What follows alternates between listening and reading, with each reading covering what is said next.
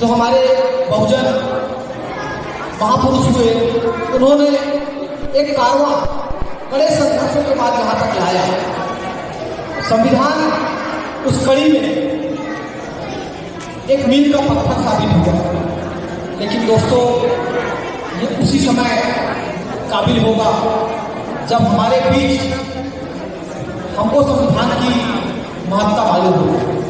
आज भी संविधान के साथ साथ बहुत सारे लोग जो इन चीजों को नहीं समझते हैं, उनके लिए तमाम प्रकार के आयोग बनाए गए हैं। अनुसूचित जाति जनजाति आयोग है, भाई जंजय सोना जी बैठे हुए हैं, ये राष्ट्रीय सफाई कर्मचारी आयोग के पदाधिकारी रहे हैं, अध्यक्ष रहे हैं, चेयरमैन रहे हैं। ऐसे तमाम प्रकार के हमारे पास मंच है। लेकिन मुझे बड़े दुख के साथ कहना पड़ता है कि हम वहां तक अपनी आवाज भी नहीं पहुंचाते। आप जाइए, यदि संविधान पढ़ेंगे तो जितने अनुच्छेद आपको बताए गए, 395 अनुच्छेद का यदि जिक्र करें तो जंजय सोना जी हैं, और ज्ञान के सूर्य हमारे मुख्य अतिथि उदय भारती साहब बैठे हुए हैं, भोली चौधरी जी हैं, तमाम लोग हैं। हम अपने ग्रुप में हर 4 या 6 दिन के बाद में संविधान का एक PDF हिंदी और इंग्लिश दोनों वर्जन में आता है, मगर हम लोग सिर्फ उसको भेजते हैं और जो रिसीवर है वो देखा कि आया, हाँ संविधान का PDF आया, कितने पढ़ने का है, कितने पढ़ने का है। उसके बाद में बहुत हुआ तो एक आध पढ़ना पड़ा, उसके बाद ये मेरी मेमोरी खा जाएगा, डिलीट कर। यदि आप नियम से अपने घर में प्रतिदिन, जैसे हम लंच करते हैं, नाश्ता करते हैं, डिनर करते हैं, आप पूरे परिवार के साथ बैठिए, एक पन्ना जरूर पढ़ें। जिस दिन आप ये चीजें पढ़ने लगेंगे और करने लगेंगे तो आपके साथ होने वाला शोषण, कम से कम हमारे साथ जो अन्याय हो रहा उसकी पहचान तो होनी चाहिए। आज जंजय सोना जी बोल रहे थे कि ढोल गंवार शूद्र पशुनाली सदा ताड़न के अधिकारी, ऐसी बहुत सारी चीजें हैं। आज तक हमारे घर की महिलाएं अगरबत्ती जलाना बंद नहीं कर रही। सबसे पहले आपको ये परिवर्तन करना पड़ेगा, जानना पड़ेगा। जिस देश के संविधान की चर्चा संयुक्त राष्ट्र संघ के चेयरमैन बोलते हैं कि भारत का संविधान यदि सभी देश लागू कर ले तो विश्व की समस्त समस्याओं का निराकरण अपने आप हो जाएगा। भयंकर आतंकवाद, नस्लवाद, गरीबी, भुखमरी, बेरोजगारी, इतनी बड़ी चीजें हमारे पास हैं। हम उन चीजों को देख रहे हैं और इनके साथ साथ सबसे ज्यादा जरूरी है बाबा साहब ने जो 3 मंत्र दिए, शिक्षित बनो, संगठित रहो और संघर्ष करो। दोस्तों, मैं ये समझता हूं कि लिटरेसी का जो परसेंटेज दूसरी जगह से हम यदि तुलना करें तो सबसे ज्यादा यदि हमने लिटरेसी कहीं हासिल की है तो हमारे वर्ग ने कहीं ना कहीं परसेंटेज के तौर पर, भले हमारा प्रतिशत आज भी कम है, लेकिन जो विकास है वो तो हो गया है। कहने का तात्पर्य हम किताबों के रूप में साक्षर जरूर हुए, शिक्षित नहीं हुए।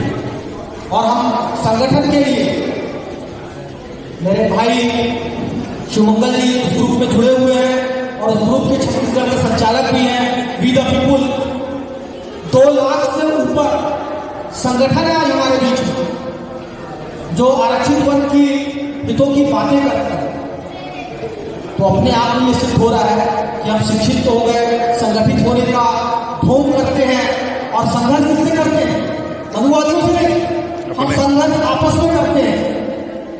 ये बहुजन समाज पार्टी का है, एक भीमसेना आर्मी है, एक फलाना है, इन सारे लोगों के बीच में। तो आज हमको जरूरत है कि आपसी मतभेदों को जब तक हम त्यागेंगे, अपने लिए तो शायद पशु पक्षी की लेते जरूरत है।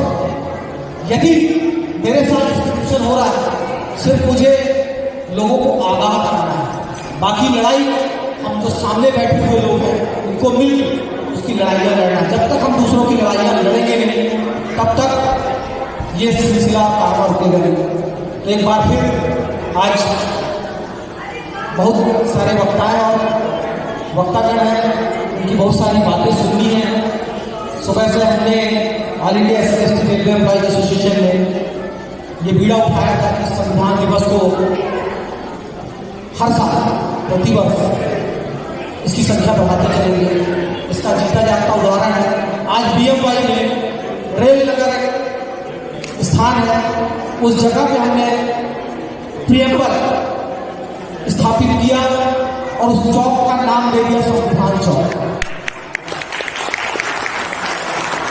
ये सब आप लोगों के बीच के विचार हैं जिनको इस संगठन के सदस्य आप लोगों की मदद से, आप लोगों के हौसलों से पूरा करते हैं।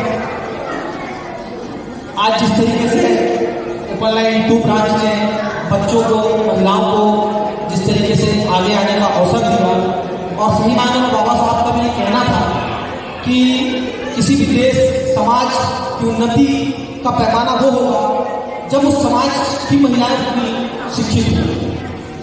तो आज हमारे बीच में बहुत सारी महिलाएं हैं और बहुत सारे बच्चे हैं जो मंच पे आके, बहुत सारे ऐसे लोग हैं जो रिटायरमेंट के नजदीक पहुंच गए मगर माइक देने से उनके हाथ और पैर काम नहीं लगते हैं। मगर आज ये बच्चे यहाँ आ रहे हैं, निश्चित तौर पे ये इस देश के शासक भी बनेंगे और समाज को आगे लेके जाएंगे। ये पहल ओपन लाइन 2 ने की है, इसके लिए मैं पूरे मंडल की ओर से आपका आभार व्यक्त करता हूँ और ये उम्मीद करता हूँ कि संविधान के अनुच्छेदों को महापुरुषों को पढ़ना चालू कीजिए, दूसरों के लिए लड़ना चालू कीजिए और जितने हमारे बीच के संगठन हैं उनको मिटाना चालू कीजिए, उनको सारों को एक छत के नीचे लाइए।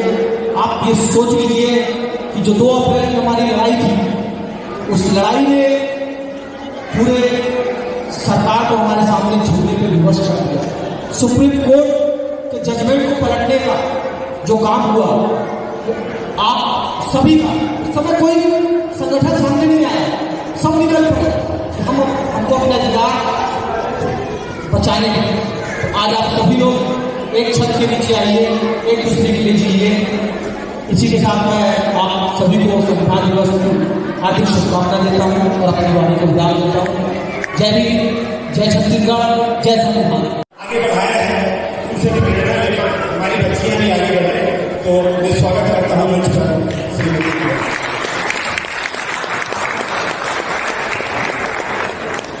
इस कार्यक्रम के मुख्य अतिथि आदरणीय उदय कुमार वर्मा सर, उदय कुमार सर और मेहोलिया सर एंड जलमल सोना जी, आप सभी का इस मंच के माध्यम से मैं संविधान के दिवस की शुभकामनाएं देती हूँ एवं यहाँ उपस्थित सम्माननीय जो श्रोतागण हैं उन सभी को संविधान दिवस की शुभकामनाएं देती हूँ। जैसा कि मेरे पूर्व वक्ताओं ने आपके समक्ष ये अनुसूचित जाति के जो पुरुषों की स्थिति के बारे में बताया है, जब आप उसी से अंदाजा लगा सकते हैं कि जब आज से 50 साल 70 साल पहले पुरुषों की स्थिति इतनी दयनीय थी, तो आप सोच नहीं सकते कि स्त्रियों की स्थिति कितनी दयनीय थी। शिक्षा के क्षेत्र में उन्हें कितना ज्यादा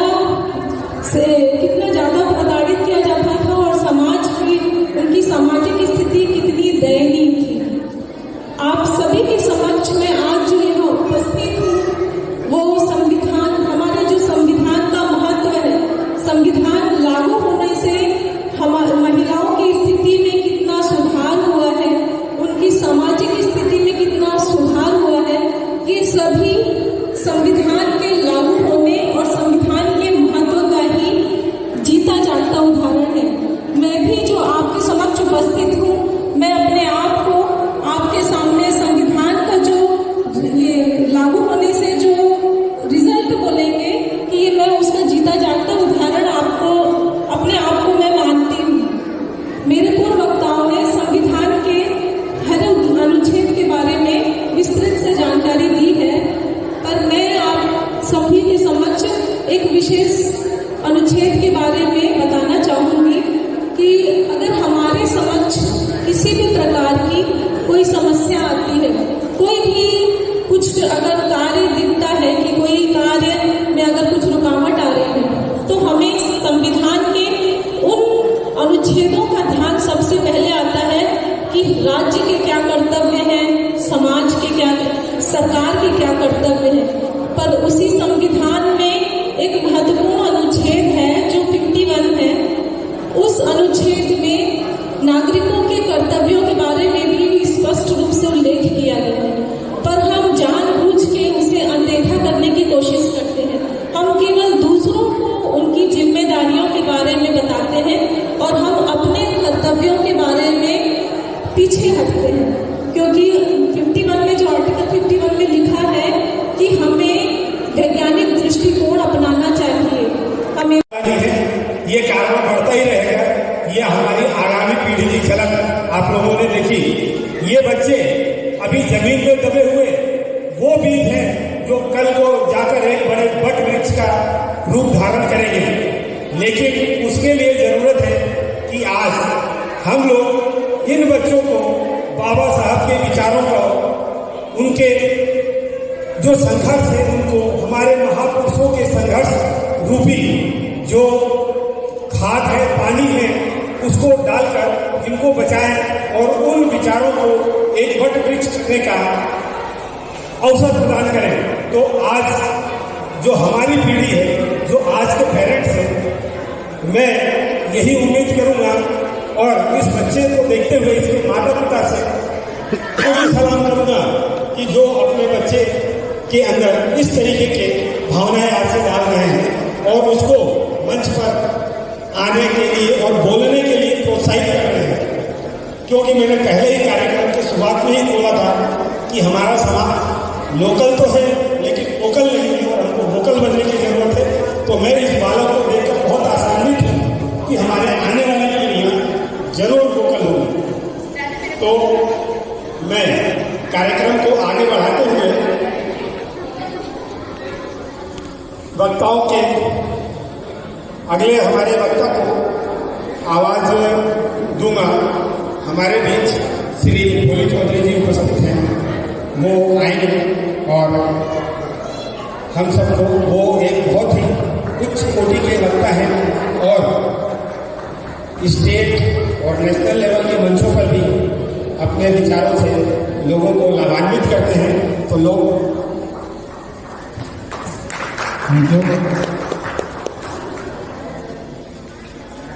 तथागत बुद्ध को नमन करते हुए भारत रत्न संविधान निर्माता बाबा साहब डॉक्टर भीमराव अम्बेडकर को कोटि कोटि नमन। और आज के संविधान दिवस में मुख्य अतिथि स्वरूप उपस्थित रायपुर मंडल वरिष्ठ मंडल कार्मिक अधिकारी माननीय श्री उदय भारती साहब,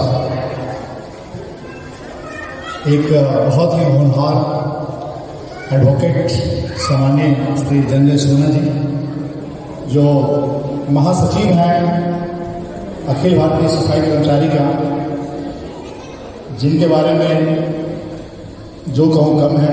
इन्होंने पूरे छत्तीसगढ़ में जो एक बहुत बड़ी हमारे ऊपर खर्च था, जो आप उस इतिहास को नहीं जानते, जो मल ढोने का काम हमारे वर्ग किया करते थे, उसको निजात दिलाए। बहुत बड़ा अचीवमेंट इन्होंने कोर्ट से लड़ करके और आज भी तत्पर रहते हैं हमारे सोसाइटी को सेवा देने के लिए। उपस्थित मैडम खरे बिलासपुर जोन के वाइस प्रेसिडेंट सुमंगल जी, हमारे एपीओ सर, एडीएफएम सर, उपस्थित महिलाएं और नन्हे मुन्ने बच्चों, अभी आप लोगों ने कुछ वक्ताओं से सुना आज के दिन का महत्व और सुनेंगे। चूंकि यही एक दिन है जिसको हमको सेलिब्रेट करना चाहिए, और क्यों करना चाहिए आज आपको पता चलेगा एक एक करके। तो बता दो ये संविधान, सफर संविधान का कितना संघर्षपूर्ण रहा। आज का दिन पाने के लिए ना जाने हमारे वर्ग के लोग, इस राष्ट्र के लोग कितना संघर्ष किया, और उस पूरे संघर्ष का भारत के कोना कोना, भारत के हर वर्ग के लोगों को बहुत करीब से उसके काम को, उसके जीवन शैली को करीब से देखने वाला बाबा साहब डॉक्टर भीमराव अम्बेडकर, जो इस भारत का नहीं बल्कि पूरे ग्लोब का, पूरी दुनिया का सबसे बड़ा विद्वान, को भारत के संविधान सभा के द्वारा ड्राफ्टिंग कमेटी का चेयरमैन बनाया गया। ये घटना 1946 का, जब कैबिनेट मिशन भारत आया। जिस समय कैबिनेट मिशन का जो दायित्व था कि भारत में एक संविधान सभा का चुनाव हो, वो एक संविधान बनाए, जब बनकर तैयार हो जाएगा तब क्या भारत को आज़ादी मिलेगी। 1946 की घटना, प्रथम बैठक 9 दिसंबर 1946 को, जो डॉक्टर भीमराव अम्बेडकर के चेयरमैनशिप में ड्राफ्टिंग कमेटी का हुआ। आप जानते हैं 7 मेंबर, जिसके 6 मेंबर जो है अनफॉर्चुनेटली कोई विदेश में शिफ्ट हो गया, कोई उसी दौरान मृत्यु हो गई, कोई बीमार रहने लगे, लेकिन पूरा दायित्व डॉक्टर अम्बेडकर के ऊपर था। क्योंकि डॉक्टर अम्बेडकर भी अगर औरों की तरह होते तो आज हमें ये दिन नहीं मिलता। उनको मालूम था, क्योंकि उन्होंने जो स्टडी किया था कि यदि मैं नहीं लिखूंगा तो मेरे बाद हमारे पीछे वाले समाज को मार्गदर्शन कौन देगा। इसलिए लगातार अपने संघर्ष से जो सफर आप देख रहे हैं कि लगातार 2 साल 11 महीना 18 दिन का समय लेकर भारतीय संविधान को ड्राफ्ट किया। एक बड़े शख्स जो प्रेम बिहारी रायजादा, जिनके कलमों से भारतीय संविधान को लिखा गया, उनका हस्तलिपि से 2 भाषा हिंदी और इंग्लिश में आज वह संविधान भारत के सेंट्रल लाइब्रेरी के एक बहुत ही अच्छे सुरक्षित केस, जहां नाइट्रोजन गैस से सुरक्षित किया गया है, जो जब तक वो केस, जब तक वो बॉक्स सुरक्षित है तब तक भारतीय संविधान सुरक्षित है। क्योंकि आप जानते हैं कि कागज जो है ऑक्सीजन और नमी से खराब होता है, तो नाइट्रोजन में उपलब्ध है।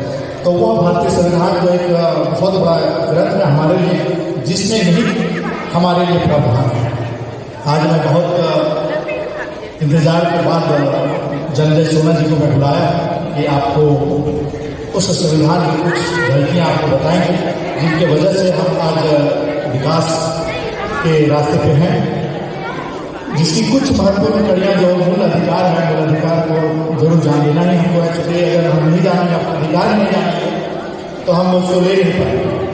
खास करके जो मूल अधिकार हमारा आर्टिकल 12 से 35 तक है, आप जानते ही हैं लगभग, लेकिन फिर भी आप 14 की बात करें, जो कानून की नज़र में भारत का हर नागरिक समान है। 15 की बात करें, जो रेस कास्ट के बेस पे डिस्ट्रीब्यूशन नहीं अलाउ करता। 16 की बात करें तो हमको जितने गवर्नमेंट के जो सेक्टर्स हैं उसमें बराबर अपॉर्चुनिटी मिलता है सभी नागरिकों को। 17 की बात करें, अनटचेबिलिटी को वहाँ पे छुआछूत का अंत किया जाता है। और 18 में आपका उपाधियों का अंत जो डॉक्टर अम्बेडकर ने समाप्त किया, कि इसके पहले क्या था, कुछ लोगों को विशेष उपाधि दिया जाता है, राजा, महाराजा, नायक, अधिनायक, महारानी, राजकुमारी, इस तरह का उपनाम दे करके डिस्क्रिमिनेट किया जाता था, लोगों से अलग किया जाता था, जिसको डॉक्टर अम्बेडकर ने भारतीय संविधान के धारा 18 के तहत खड़ा किया। अब भारत के हर नागरिक, आपको पता होगा, सोशल मीडिया में आया होगा कि somebody asked the central government that Mr. Gandhi is Mr. Gandhi राष्ट्रपिता, क्या वह राष्ट्रपिता है? जवाब मिला भारत सरकार से भी नहीं, क्योंकि आर्टिकल 18 में जब उपनाम है ही नहीं, टाइटल है ही नहीं, तो उनको राष्ट्रपिता किसने बनाया? तो इस तरह से आर्टिकल 18 लिखकर भारत के सभी नागरिकों को बराबर कर दिया। 19 की चर्चा करने की जरूरत नहीं। हमारे साथी श्रीमंगल जी ने बताया कि वह स्वतंत्रता का अधिकार है, बहुत बड़ा अधिकार है। वाक की स्वतंत्रता, माइग्रेट करने की स्वतंत्रता, प्रोफेशन अडॉप्ट करने की स्वतंत्रता, बहुत सारी शिक्षा। महिलाओं के लिए जो बात हुई शिक्षा 28-29 रिलीजन से संबंधित है। भारत का जो संविधान की आत्मा 32, जब हमारा कोई आर्टिकल भंग होता है तो 32 के माध्यम से समझाते हैं और अवॉइड करते हैं। तो ये जो झलक है, आज वक्त है जानने का हमारा भारतीय संविधान, कि भारतीय संविधान हमें कहते हैं। एक लंबा संघर्ष के बाद एक बहुत ही अच्छा चीज, चूंकि उस समय के भारत को देखिए जिस समय कैबिनेट मिशन एक ऐसे व्यक्ति का तलाश में था जो संविधान को लिखे। और अब जानते हैं कि ना गांधी से ना जवाहरलाल नेहरू से बाबा साहब को बनता था, लेकिन उस समय की राजनीति का जो लीड था उनके हाथों में था, लेकिन वो नहीं चाहते थे। बावजूद विद्वान को और नॉलेज को एक्सेप्ट करना ही था, क्योंकि और कोई मिले नहीं। कहा जाता है कि नेहरू जी एक अंग्रेज वकील को इंग्लैंड से बुलाए वकील जब यहाँ आया उनको पता चला कि मैं उस धरती में भी जहाँ डॉक्टर अम्बेडकर है, उन्होंने हाथ खड़ा कर दिया, उन्होंने नहीं लिख सकता, डॉक्टर अम्बेडकर तो होते ही। तब कहीं गांधी ने सजेस्ट किया मिस्टर गांधी जवाहरलाल नेहरू को कि बाबा साहब बोला, बाबा साहब को लिखने दो। तब उनको डॉक्टर बी आर अम्बेडकर को डॉक्टर कमेटी का चेयरमैन बनाया गया। ये लंबी सफर के बाद जो हमको भारतीय संविधान मिला है, इसी संविधान के अंदर 1976 में 42वां संशोधन के तहत हमको मूल कर्तव्य दिए। हमको मूल कर्तव्य के ऊपर भी ध्यान देना है। मूल कर्तव्य में पहले ही लाइन है कि भारतीय संविधान को सम्मान देना, उसको इज्जत देना, उसका पालन करना। तो अगर हम कर्तव्य भी हम निभाते हैं तो उसकी पहली लाइन में कि भारतीय संविधान का पालन करना, तो भी हम करते हैं पालन। तो हमको न केवल अधिकार की बात करें, मूल कर्तव्य की भी बात करें, जिससे कि संविधान हमारा सुरक्षित होगा। अब रह वर्तमान भारत में जो वर्तमान परिवेश है, वर्तमान भारत का जो स्थिति है, तो हमको टोटल अवेयर होना पड़ेगा। आज आप वर्तमान राजनीति को देखेंगे तो कहीं ना कहीं जो हमें जो सुविधा मिल रही है उससे लोगों को असुविधा हो रही है, उनको जलन हो रहा है। तो हमको अवेयर रहना है, हमको अपने राइट्स के लिए लड़ना है। और उसके लिए सबसे बड़ी बात जो हमारा एंकर कह रहे थे कि लड़ने के लिए हमको पढ़ना ही हमारा एक ऐसा हथियार है। क्योंकि आप सोचिए कि डॉक्टर अम्बेडकर पढ़े लिखे नहीं होते तो क्या उनको संविधान लिखने का मौका मिलता? उस भारत की बात कर रहे हैं जहाँ हमारी छाया से लोग प्रदूषित हो जाते थे, जहाँ हमारे सेट से, हमारे शेडो से लोग पोल्यूट हो जाते थे। उस समय डॉक्टर अम्बेडकर को संविधान सभा के अंदर बैठ करके लिखने का मौका मिलता? नहीं, बिल्कुल नहीं। इसलिए ऐसा मिला कि पूरे दुनिया में, पूरे धरती पर उससे बड़ा विद्वान है पढ़ा लिखा। तो आज हम जब पढ़ा लिखा नहीं, वर्तमान में देखिए, आप टीवी में देखिए, कहीं देखिए कि पढ़ा लिखा व्यक्ति को पुलिस भी ले जाती है, इज्जत से ले जाती है, इज्जत से ले जाती है। नहीं पढ़ा लिखा रहता है उसको मारपीट करके जाता है। पढ़ा लिखा व्यक्ति रिक्शा पे बैठ के जाता है, नहीं पढ़ा लिखा व्यक्ति रिक्शा को खींच करके जाता है। आप आसपास में देख लीजिए पढ़ा लिखा और नहीं पढ़ा लिखा क्या अंतर है। तो हमारा मेन ध्येय है कि हमको पढ़ना और केवल पढ़ना ही है, और पढ़ाई भी हमको मजबूत करेगा अंदर से। उस समय की भारत, जिस समय हमारा स्थिति बहुत बदतर था, हम जानवर की भांति जी रहे थे, उस समय डॉक्टर अम्बेडकर की तरफ कोई नजर उठा के नहीं देख सकता था। आप 1932 का समय देखिए, जिस समय गोलमेज सम्मेलन, जिस समय पुणे पैक्ट की स्थिति आई थी, डॉक्टर अम्बेडकर खड़े हुए थे गौरी मत के लिए। उस समय की भारत देखिए, पूरी दुनिया का कैमरा डॉक्टर अम्बेडकर की तरफ था। अकेला व्यक्ति भारत के सभी व्यक्ति को पूरा खड़ा करके रखा था कि अपने स्थिति से झुकना नहीं चाह रहे थे। आखिर में बहुत सारे प्रेशर के बाद समझौता करना पड़ा, जिसमें पूरा पैक्ट के नाम से हमारे बहुत सारे अधिकार उसमें कट गए। तो ये समझ सकते हैं कि सिर्फ और सिर्फ पढ़ना ही एक ऐसा हथियार है जिससे हम समाज के हर समस्याओं में निदान कर सकते हैं, हर समस्याएं दूर हो सकती है। आज जो हम लोग आगे बढ़े हैं, तो ये समाज नहीं है, समाज के कुछ लोग हैं, समाज के चेहरा है। यहाँ से हम लोग एक शपथ लेंगे कि हम जो हमारे पीछे जो बैकवर्ड है, पीछे है, उनके लिए काम करेंगे, हम समाज के लिए काम करेंगे। चूंकि डॉक्टर अम्बेडकर का जो उद्देश्य था रिजर्वेशन देना, उसका कारण ये है चूंकि हमारी संख्या तो बहुत है, लेकिन हमको 15% रिजर्वेशन में क्यों कि 15% जब आगे आएगा तो पीछे वाले के लिए काम करेगा, पीछे वाला के लिए काम करेगा। और हमें इस बात को भूलना नहीं है।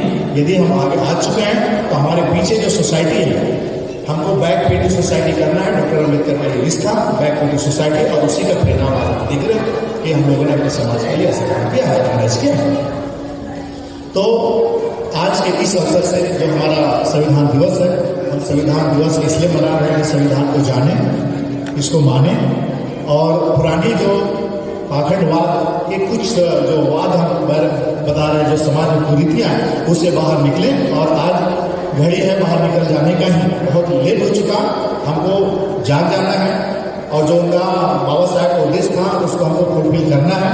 फुलफिल करने की हम राह पे हैं, लेकिन समय बहुत कम है, हमको आगे बढ़ना है। क्योंकि जिस तरह से हम अवेयर हो रहे हैं और लोग भी अवेयर हो रहे हैं, इसलिए हमको मुस्तैदी से अवेयर होना है। तो मैं ज़्यादा समय नहीं लूँगा, ऑर्गेनाइजिंग टीम का हिस्सा हूँ मैं, और मैं बहुत सारे अतिथियों को बुलाया हूँ। मैं सुनना चाहूँगा हमारे एक प्रेरणा स्रोत, बच्चों का इंस्पायरेशन है, एक एग्जाम्पल कहिए कि हमारे उदय भारती साहब ने आप में एक एग्जाम्पल है बच्चों के लिए, एक इंस्पायरेशन है। इसलिए हम उनको आज चीफ गेस्ट के रूप में बुलाया है, जिनसे बच्चों को प्रेरणा मिलेगा। और हमारे कानून के जनता एडवोकेट सोना जी हैं, उनको भी सुनेंगे। तो अपनी वाणी को मैं यही विराम देता हूँ। जय हिंद, जय